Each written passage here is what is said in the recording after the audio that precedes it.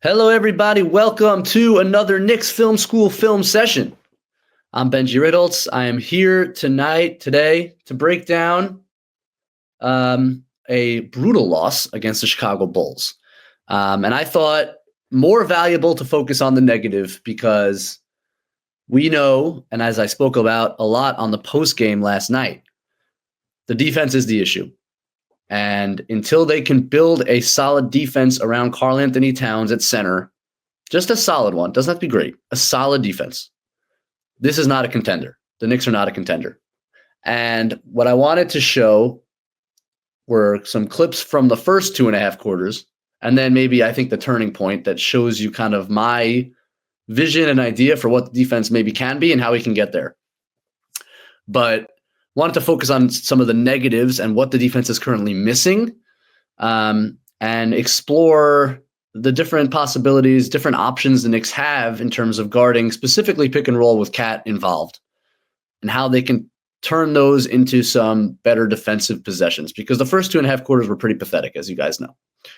And I want to illustrate that, and maybe we can learn how to get better going forward, how this team can scrap together a league average to decent defense. And with that, let's jump in. All right, so let's look at the first clip here.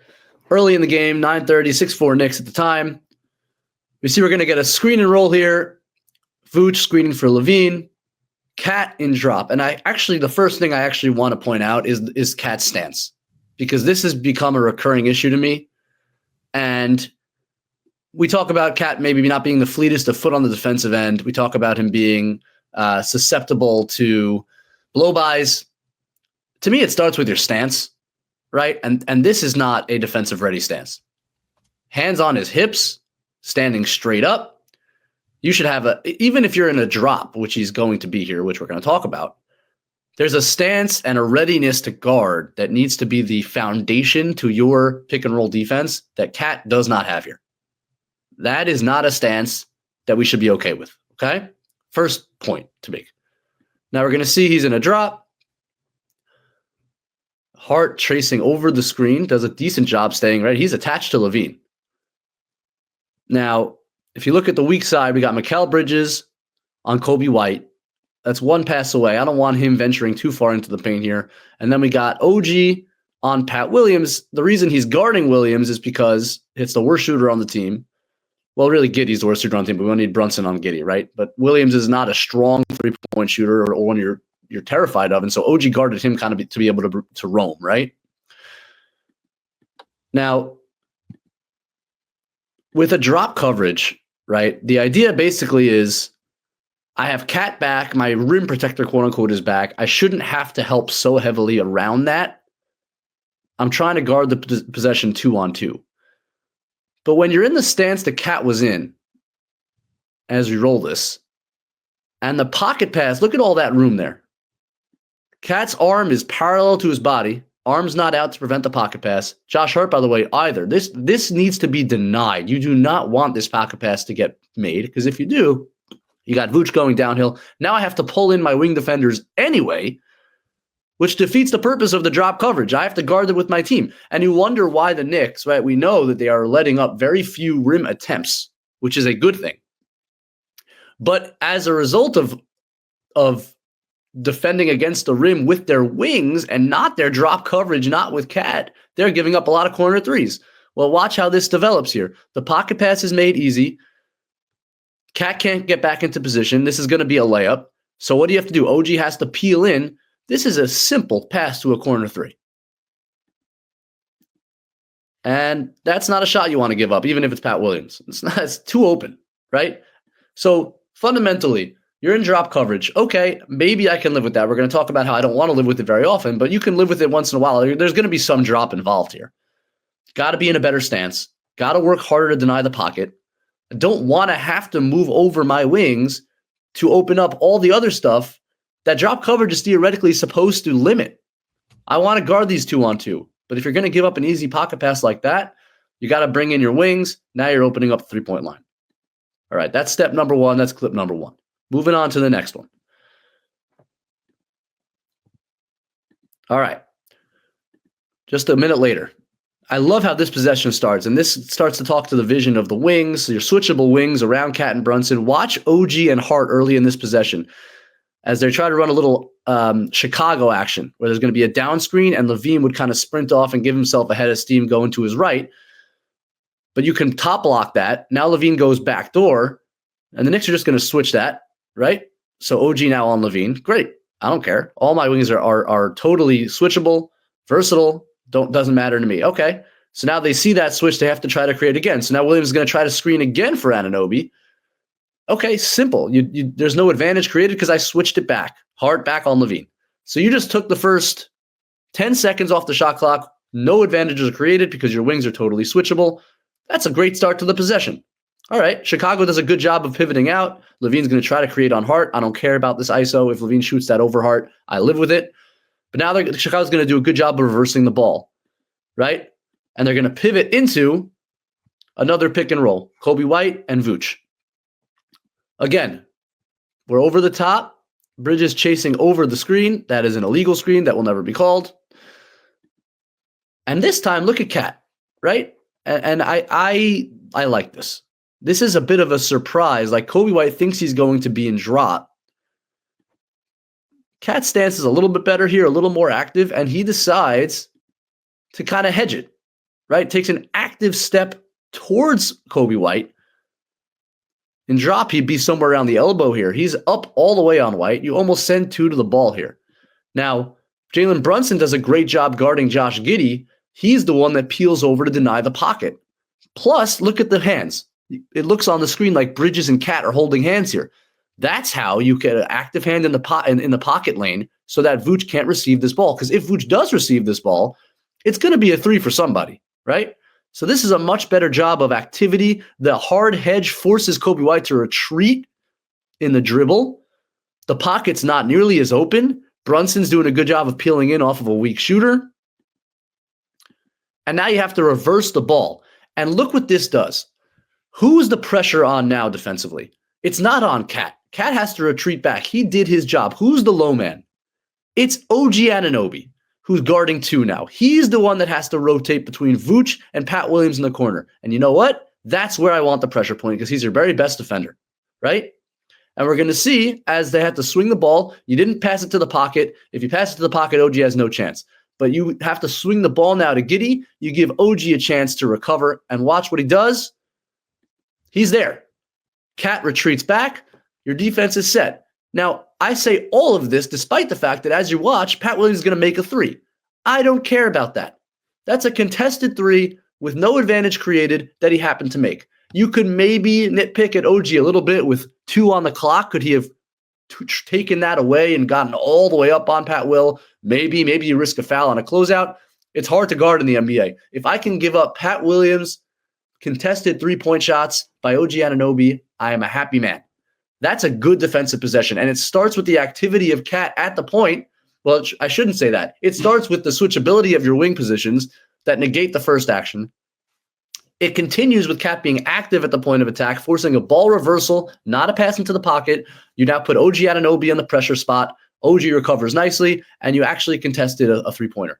That's better defense. That's what I want to see more of, is activity at the point of attack. Shifting over to clip 3. Now it's Jalen Smith at center, not Vooch, but again, a stretch center, so someone you have to account for at the 3-point line. Deuce McBride is on Kobe White. They're going to pivot into this little DHO, which is essentially a pick and roll, right? Deuce is going to chase over the top. Look at Cat again. In a standard drop, he'd be at the free throw line. I like his stance a lot better here, right? This is a more active Karl-Anthony Towns at the point. He runs out on that ball. And what that does, it disallows Kobe White from seeing the roll man as Matt Ryan kind of shifts over. Now, if there's no activity here, if this is a drop, this roll is probably available. But because Cat's active at the point, Campaign doing a good job also of providing nail help against a shaky shooter, right? But it starts with Cat's activity at the point, and now there's not really an option for Kobe White. Can't shoot the pull-up, doesn't have the roll, doesn't have any view to the roll. The spacing for Chicago is not great, but you're pretty much covered here. And even if he makes this pass, okay, I can either have Hart rotate to the wing and Matt Ryan can rotate back to the corner, or Campaign can just recover. You have options here defensively. You don't give up any obvious advantage in an inactive drop defense. And that forces a tough pass. You see, you're going to see Hart recover. And now you have, again, you result in a pressure point of Josh Hart having to guard in isolation. That's where I want my defensive possessions to end, in them trying to exploit our wing defenders, our strong defenders like Josh Hart, and see how many points you can generate out of that. And you're going to see here, Desumnu drives on Hart. It ends up in an offensive foul. If Cat is active at the point of attack, it forces the pressure points to go to your better defenders. That's the goal. To clip 4. Here comes the screen and roll. Again, it's Deuce on White. It's Cat on Smith. Now this one, I'm not sure what happens. Right? So Cat, again, I'm not loving the stance here. And Jalen Smith's almost in a flat position where he's not showing you which direction the screen is. And so Cat is very indecisive. Now you're going to watch as, let's just see the result first, because this is, you can't have just a direct line layup on a pick and roll. That is the stuff you must eliminate. What was Cat looking for here? It's hard to know the coverage. It looks to me, as he kind of, if you listen to the sound up, with the sound up, he yelps at Campaign. I think he is expecting, because there's 2 on this side and not great shooters, I think he wants to stick close to the pop of Jalen Smith because there's only one man on that side. And so he can just rotate to Smith and expect the help to come from your strong side. So I think he expects Payne to provide a lot of nail help off of Giddey here. And you see him looking there at Payne, like, I'm staying here. I need your help. Or Matt Ryan, who's the low man. I need your help. But nobody comes and helps. And this is the stuff, it's hard to know whether to blame Cat for that. If that's what, like, we only have a limited window into what the coverage is supposed to be. Obviously, Cat thought something else was supposed to happen here. Logically, it makes sense that he would think that with 2 men on the strong side, that the help should come from one of those 2 guys. But it's an example of the Knicks not being in sync defensively. That's the point. And maybe it's because Matt Ryan hasn't played much and Campaign's been hurt and the chemistry is still building. And this is where, though, I said it a lot last night, I think they can still make this defense better. The communication on defense is essential. The understanding of rotations, the understanding of tendencies, understanding how your teammates react to different scenarios, all of that is built into defensive chemistry that isn't talked about enough, and that will get better. Plays like this don't go to like the fundamental limitations of Karl-Anthony Towns as a defender at the 5. This goes to the team needs to build out their chemistry and understand their coverages better, because the last thing you can give up is a pretty uncontested layup on the first action, a standard pick and roll. You can't give those up as a defense. You got to make it tougher than that. And by the way, unsurprisingly, Tibbs points, it's timeout. That can't happen, right? So Tibbs goes right to the timeout. We got to talk that over. All right, on to clip 5. All right, we got Mikal Bridges on Kobe White. It's going to be a side pick and roll. And again, this is not going to talk to as much to Cat. Now, we're fast forwarding here to the third quarter. This, I think, was probably the nadir, the low point of the defensive performance of the Knicks.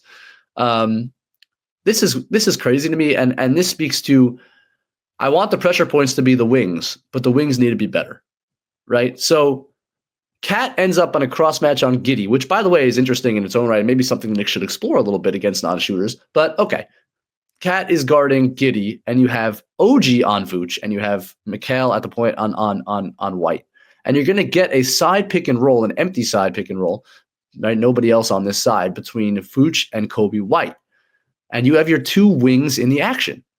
And I could go to every game this season where the 2 wings in the action, the whole point of this experiment is to have switchable wings around Cat and Brunson. While 2 of them are in the action, this has to be a switch.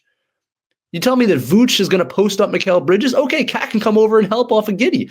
I don't care. You have to negate the advantage here. Instead, look at this. Why are you fighting over? Where's the communication here? So Bridges fights over the screen. By the way, Bridges doesn't do well fighting over the screen. He gets totally, look at the separation there between Cat and Bridges. OG's now in a drop against this wing to wing screen and roll. Cat on Josh Giddey needs to be middle of the paint here. This is terrible positioning considering who he's guarding, and he sees what's going on. He's looking at the play. He is so late here to react. Who cares if the ball gets swung to Giddey? Hart can X out and close there. Brunson can rotate to Williams if the swing happens. Cat doesn't need to worry about Josh Giddey in the corner. He is so late, and that's an insane, uncontested layup on a non-complex basketball play where your two wings could have easily just switched to stinking action. Your center, who's guarding a non-shooter, doesn't get over and help. That's inexcusable defense. It's inexcusable to give that up. Knicks are down 16 like that. You lost the game at the very end when a ball rolled out, but you lost the game on plays like this early where there's no attention to detail, there's no communication. That's brutal. You have to clean that stuff up. Again, this play has nothing to do with Cat's limitations as a defender at the 5. It has to do with your wings not paying attention and your center not paying attention and being in the right position to provide the help that he needed to provide. It's frustrating to watch. Clip 6. So on this one, you have a Levine Vooch pick and roll. Now Brunson was cross-matched onto Levine on this play, which is a problem, but sometimes it happens in transition. Okay. What is Cat doing here exactly? So what if you're going to hedge your blitz, you got to hedge your blitz. And you got to call it, and you got to do it with arms up and a full-on hedge or blitz. What you can't do is split the difference. What positioning is this? Why is he giving Jalen Brunson a hug? Hands are down.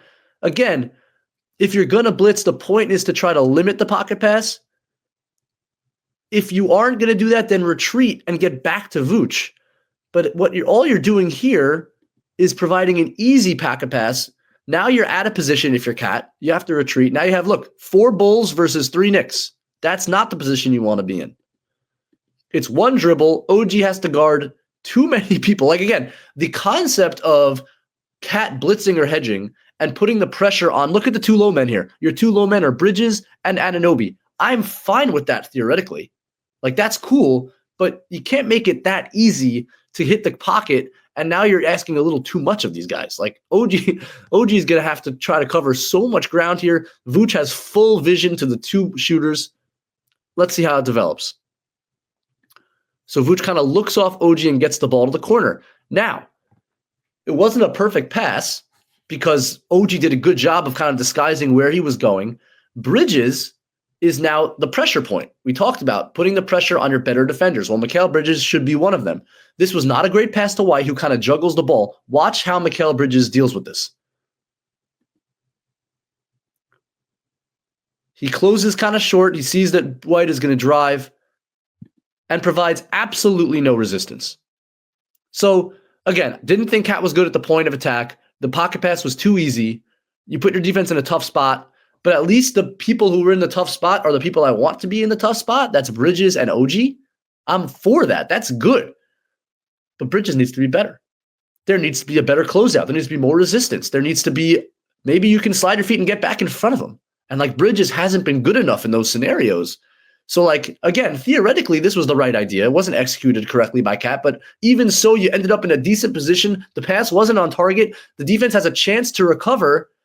And I just thought Bridges was not balanced enough, and it's a poor closeout. It's poorly executed. And now White's got an easy drive. And Cat, by the way, that's a poor job. You're back in help at that point, right? Cat retreats. Let's watch Cat from the moment this pass is made, right? He's getting back in the play. He needs to be all the way by the charge circle now. This is lazy.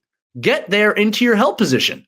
What are you doing there? Get into your help position. You see the blow by coming. You need to be in help position. If Hart has to rotate or Brunson has to rotate to get underneath Vooch, that's general classic help principles. But you as the big need to be a better rim protector in this scenario. You can't let him get all the way across and through the baseline. No way.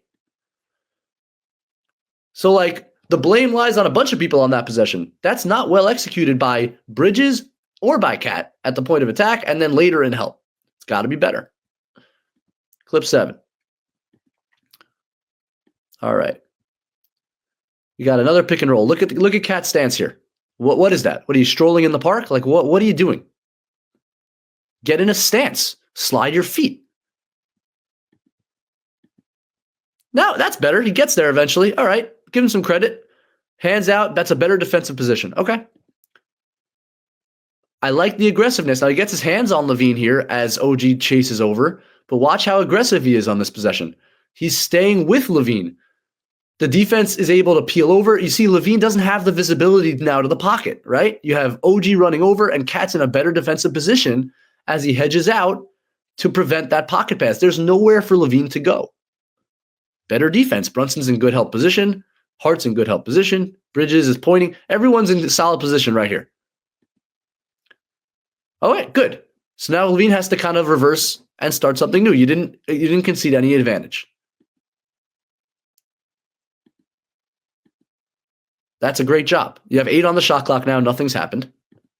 And now who's the pressure point? It's Josh Hart. Okay, good cut by Williams, but I now have a scenario where it's Josh Hart on Pat Williams with the shot clock running down. That's exactly where I want to be as a defense. And Pat Williams travels. So what you're seeing is a theme that when KAT is aggressive in coverage and does a good job denying the pocket, it's putting the Knicks in better defensive positions where if the pocket pass isn't made easily, I can now force a reset. And what often ends up happening after that is you have an isolation situation between on one of your good defenders. That's a good defensive result. We've seen that 3 times now. All right, another pick and roll. Smith, LaVine, KAT is, what's he going to do here? This is a little bit more of a drop. And there's that pocket. Now, it's going to happen sometimes. You can't deny it every time, right? How easy is this one? You know, I like, again, that's why I like it a little bit better if KAT's more aggressive at the point of attack so that LaVine can't see and execute this easily. And I think the Knicks look better generally when KAT's a little bit more aggressive in coverage. When he sits back at the three-point line like this and his hands are out and Brunson's trying, it's a good pass by LaVine. You got to give him some credit to find Smith. And now you're put in a very tough position. As that pocket pass is made easily, now again, you have this scenario. Now, I think Josh Hart, OG can't be the rim help because this is too easy a pass to the corner. So Bridges is the low man. If Smith decided to drive, it would be Bridges' help. And I think Josh Hart, who's guarding Josh Giddey here, again, the shooter you're least concerned about, needs to be more attentive to Kobe White in the corner. But he's like, why is Josh Hart helping in the paint? That's not his job, right? Like Bridges is there. OG's peeled over enough. KAT's trying to get back. Josh Hart needs to split this difference. The pass goes to Giddey. Josh Hart has to rotate to the open shot. And Bridges, it's a decent contest. It's not a terrible defensive possession, but it shows you again, it demonstrates how when that pocket pass is made early and easily, and I think that happens more when KAT's kind of sitting in this drop, it is tough to guard. And this is good execution by the Bulls. I don't know if I'm correct in really criticizing Hart at all on this play. Like he gets out to Giddey. You can't expect him to also get out to White. It's a good quick pass by Giddey. Bridges, was he a little slow on the uptake here? Yeah, not really. And he gets a decent contest. So it's less about like the rotations here, which were made pretty well. It's more about, again, at that point of attack, how easy is that pocket pass? And then when you're put in a tough position, yeah, teams are good at ball movement. They're good at creating threes. You're kind of conceding that advantage by allowing the easy pocket, and that's the result. So again, we have LaVine and Smith. Bridges on LaVine. Now, KAT here, again, arms are down. They're icing this pick and roll, so they're going to force it to the sideline.